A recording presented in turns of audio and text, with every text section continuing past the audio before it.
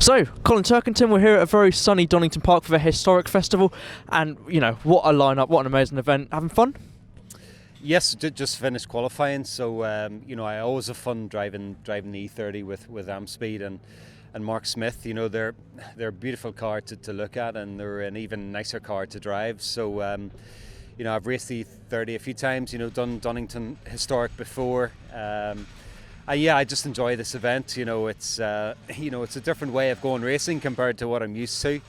But it's just a wonderful festival now, and a great place to be, especially when the sun's shining. Yeah, definitely. What's the driving experience actually like for these cars? I imagine it's quite raw, but pretty on the edge, especially around a circuit like Donington that's so fast and flowing.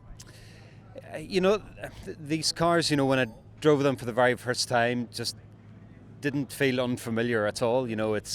It's a BMW, and I'm well used to driving BMWs. Obviously you got 6-speed manual gearbox. But yeah, you probably summed it up perfectly. That it is raw. It's just the sounds and how it feels and how you have to drive it. After 2 laps, I'm getting arm pump. That's the big thing. There's no power steering, so they do take a lot of driving. You don't have any driving aids like you would have in a modern car. So you got to really be tuned into. You have to feel everything, to be able to drive the car to its potential. So, but yeah, it's a cool place to be now. Steve Soper's driving as well this weekend in the same camp, and also Darren Fielding. So he had a great year last year when winning the Gold Cup and Silverstone Festival. So Amspeed run, a really good car, so I'm in the best place. Yeah, definitely. From a fan's point of view as well, it's really cool because all the cars look very different. You can't really compare the Nissan Skyline with the BMW with that gorgeous Ford over there. So that's pretty cool, isn't it? This era of touring car racing is looked back on with great fondness, isn't it? It is. The cars, again, the iconic liveries. There's car behind us with the Marlboro livery on, and Steve's Bastos car. These. They never grow old, and I think that's what people look back and remember those sort of late 80s, early 90s. Those sort of great days of touring cars and the Skylines. They're a pretty epic car.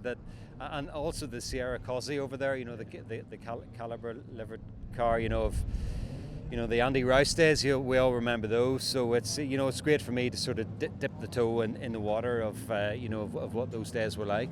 And the rest of the event as a whole, there's such a great lineup. So, how important do you think events like these are in the motorsport calendar in the UK? Because the popularity is going through the roof, I think, at the minute for historics.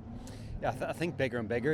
I first did Donington Historic, maybe 10 or 12 years ago, but it's such a sort of bigger and better event since then. And I think historic motorsport in general, people are sort of looking back more and more now and sort of getting more immersed in this type of motorsport. I think it brings a smile to people's faces, whether they're driving or they're on this side of the paddock.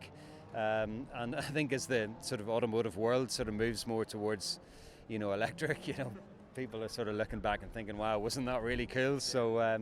So yeah, these events are sort of becoming more and more popular, and it's cool to be involved in things like this and Goodwood and Silverstone Festival. So, and particularly more so for me this year, when I'm not driving British touring car, it's the perfect time to sample more and more of this. Absolutely, Colin. Enjoy the rest of your day, and thank you very much for your time. Super, thank you.